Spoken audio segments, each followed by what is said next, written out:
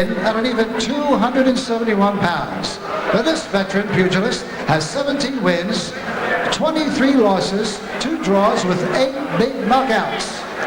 From Fort Lauderdale, Florida, ladies and gentlemen, here is Garin, the freight train Lane. And his opponent in the red corner, wearing the black trunks with the purple and white trim. That's too hard. He weighed in at even 227 pounds. Now this fella has 23 wins, 3 losses with 20 knockouts. From Pensacola, Florida, ladies and gentlemen, here is David Izon.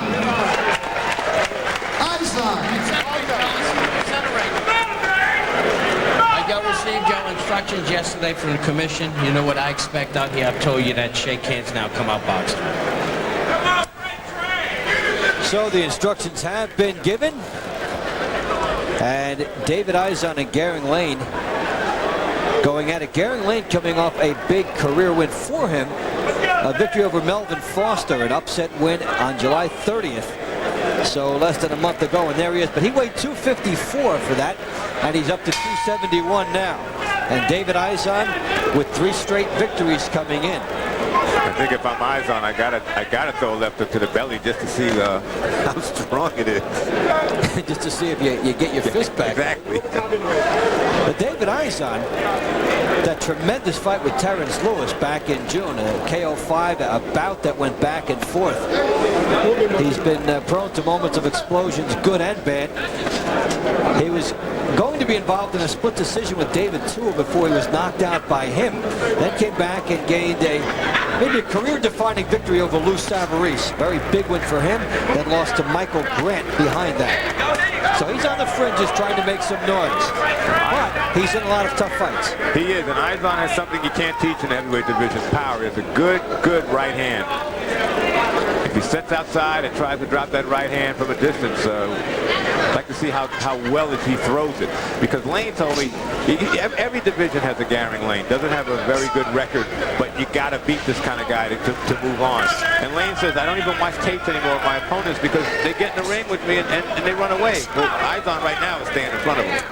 He's staying in front, and actually with Garin Lane, there's actually a bit of an overhang with the flab over his trunks. Yeah, he did put up 17 pounds over the last fight. It can't be good for him. He got down to a weight where maybe he was going to be taken seriously for a while, and then he came up to 271. So he might make some noise early. Maybe in the later rounds it won't work for him.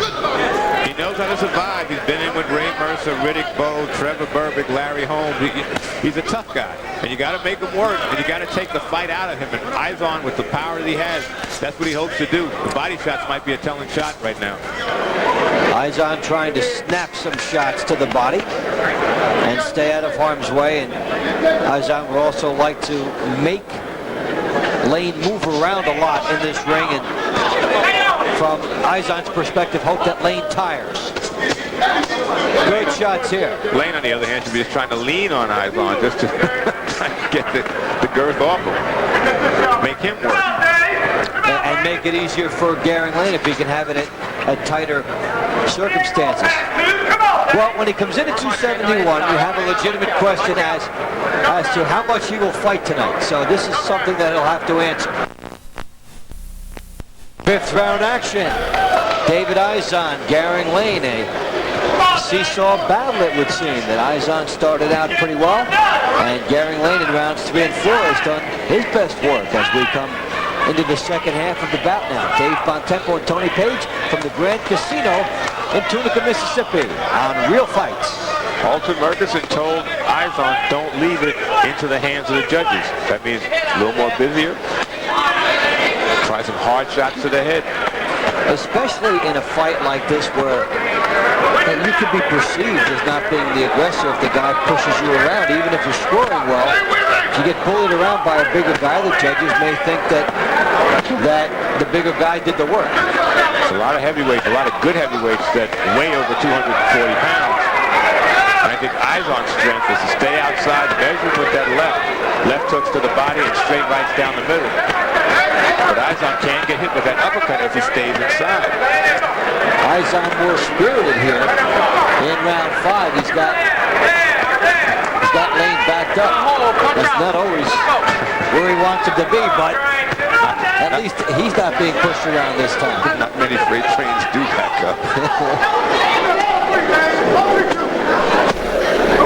That's some good work here by Izon as Lane has slowed a little bit, and Izon being he needs, and he shows what he can do when he stays outside. Boy, the right hand straight from the shoulder. Just needs a little punching room. He's kind of smothering himself by staying inside. I never thought that was Izon's style. Just a little more distance so you can use more of your punches. Puzzles you sometimes why guys can stay on the outside and then choose to go inside. Sometimes it's a conditioning problem. May not be the case here, but a lot of fighters will try to save some energy by being in tight. I don't think he figured he was going to knock Lane out in one round. He has some good hooks here by Izon, but again, here's Lane leaning on him again. Now Lane has gotten tired in this round, so it's Izon having a chance to tee off, and he does. With body work. Chopping right hand upstairs. Izon just walked toward Lane before he started this little flurry. Didn't jab, just walked right through him, right to him rather. If you're David Izon, as you said, Tony, you've got to be thinking points here. Try to win this on a decision. And that just means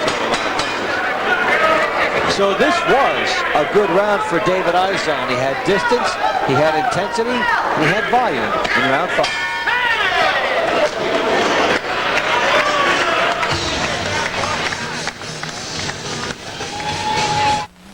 Bill Parcells and the high-flying Jets are coming off their best season in years. Stay on top of all the Gang Green team news on Heineken Jets Journal, premiering tonight. Middle doing nice work, and Izon last round, Tony, able to turn it around a little bit. How do you see it after 5? I have Izon up by a point, 48-47. He's just got to be a little busier. You can't miss Garin Lane. But I think he's, for some reason, it's becoming a macho thing right now. I'm just going to outslug the big guy, and it's more to his advantage to have a little distance to make the heavier guy come toward you and then tee off on him if you can. And that macho aspect may really work against him. Lane coming in 17 pounds heavier than his last fight, up at 271. Good chance for Izon to try and work that for his advantage by using the ring, moving laterally, forcing Garin Lane to move more. Instead, it's been on the inside where Lane wants to fight. Lane has a 44-pound weight advantage. Isn't that another division? Jeez. Hey, if you're down low, that's another half a person. It's a few divisions indeed. Like if you're down to 105s here, it's the same division, of course, but and the way you get around these guys is to make them work, but it's Garin Lane having this where he wants it. And the other thing, Izon's a big puncher. He doesn't have the leverage in this position to really tee off. That's why he's got to just step back a little bit, but you can't step back when your back's against the ropes. And where's that spin move he did earlier in the fight? He hasn't been working on that. That was a good move he did in round 2, which then led to some offense. Here he's able to walk out of it and then go to work in here. But the action's slowing down here. Starting to look like a gym a little bit. Some sparring, some you do this, I do that. And everybody pays a buck to get in. Question, though, is if you get into a sparring mode and you are David Izon, you're taking a real chance. You still may win the fight in the judges' cards, but you're taking a stylistic chance. You figure you duck inside. And he hasn't thrown his uppercut in a while. There's a right hand by Izon. Lane backed up. And we haven't seen Lane in this position for a while. Yeah, Lane can box out of this position when he wants. He can fire some uppercuts out of here. So Izon and Lane now trying to steal it with a flurry for the judges as the round ends. So that one goes in the books. We have 6 rounds in, 2 to go. with David Izon and Garin Lane. We go back to the corners. Let's hear what's going on with Alton Murkerson here. That dog, you got 10 seconds. He's trying to pick it up on him. End the round on a 10 seconds. You let your hands go and you come at him. Take deep breath. Just relax. Sit back. Lay back. Relax. Take deep breath. Listen to me. Listen to me good. I want you to throw your jab to the head, throw your jab to the body. Try to sit. I don't care. As soon as you can throw the right hand and land, that's when you do it. I don't care if you go to head or body. Fake your jab up, fake it down. Try to sit a good strong shot. Every time.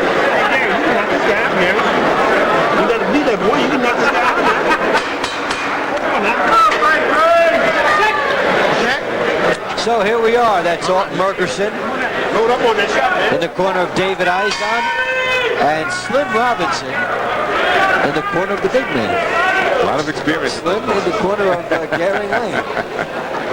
And Slim Robinson going for the pep talk aspect with Garin Lane, trying to get him onto another level because this is still a very gettable fight from either camp's perspective.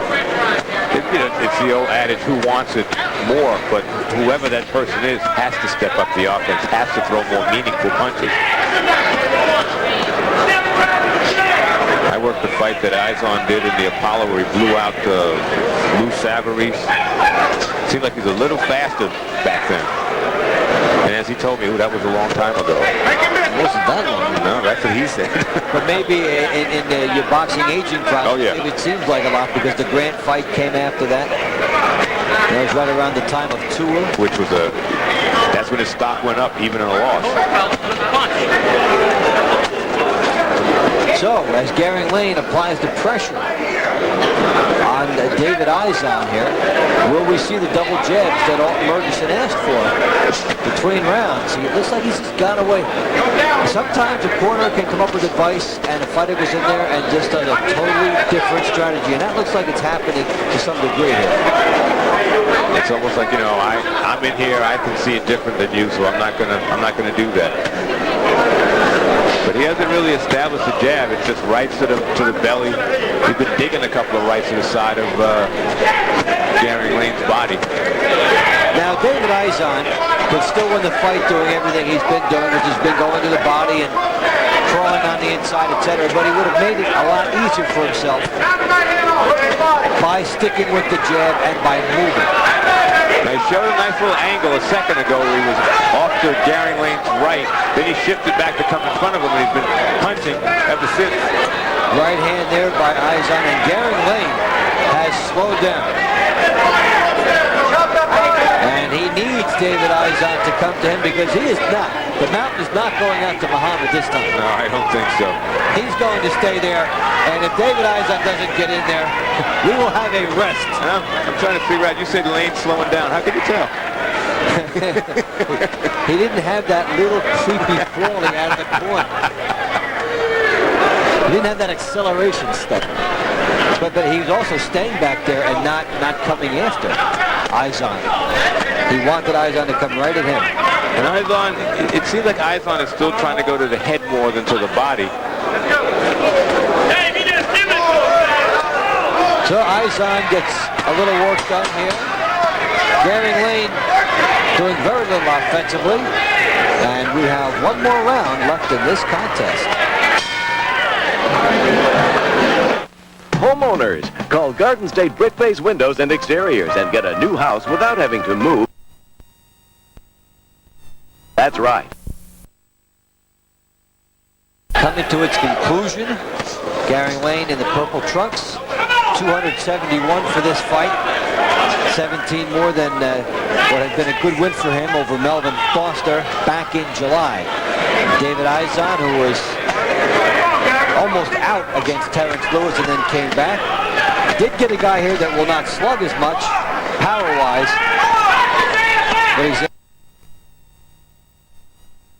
eighth, and Izon comes back at him.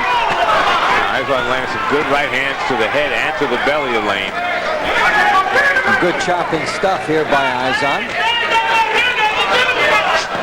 But we see only flashes here. You don't see that same fire you saw against Lou Savarese. No. In that era. maybe he fights at the level of the competition, but you know, hey, sometimes the guy's not better, not as good as you, but that doesn't mean you change your game plan and get sloppy. You still have to do what you have to do. He's not throwing he's nice flurry when he was right above us, but now, you know, what's this? Get off the ropes, get out to the center of the ring, work on the jab. Should be jabbing his way in.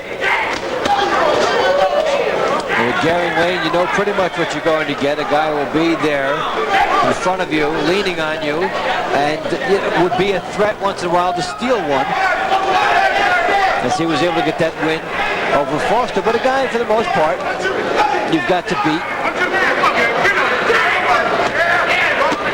And he's there with Izon now. Izon did throw a nice jab as Lane was coming toward him. And that should have told him, you know, hey, if I just step back, he's going to follow me. He's going to come forward so I can pop him with the jab. Final minute of the fight unfolding. There's a hook by Izon, and Lane starts to open it up a little bit now. And whatever stamina these guys have left, they would figure to spend now. I thought Izon would have spun out of the corner already by now, but he just wants to slug with Lane. Lane's not letting him right now. He's locked arms and elbow 8 off, separator. So we've had boxing, wrestling, bear hugs, and a variety of different styles in this. In the end, when you add it all up, it still looks like it's gone Izon's way. Yeah. Garin Lane had some moments in the middle and just has done very little offensively in the last 3 rounds. So as we come to the end, it's David Izon, who looks like he's on the verge of another win, and Lane tries to finish with emphasis like he did in a couple of other rounds. Little bit too late. I gave it to Izon 78-74. I'm just surprised that Lane had that much energy at the end of the fight. At the end of the last couple of rounds, he could have picked it up earlier. Using a lot in the last 15 seconds of the round. We'd like to see that parceled out a little bit more throughout the fight. Garin Lane, 36 years old. David Izon, 31. And Good work, good work. presumably he would get a win here. Of course, don't forget, in our main event, Kennedy McKinney and Mario Diaz. And that's what makes a guy like him dangerous, because you can't.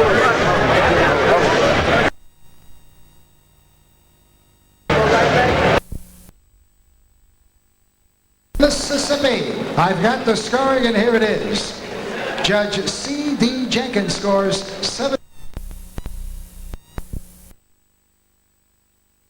79-75, while Judge Paul Cedar, he watched it at 78-74, and Judge Randy Phillips, he scores 77-75. All for the winner by unanimous decision, David Izon. And let's hear one more time for Garin the Freight Train Lane. Let's hear it for him.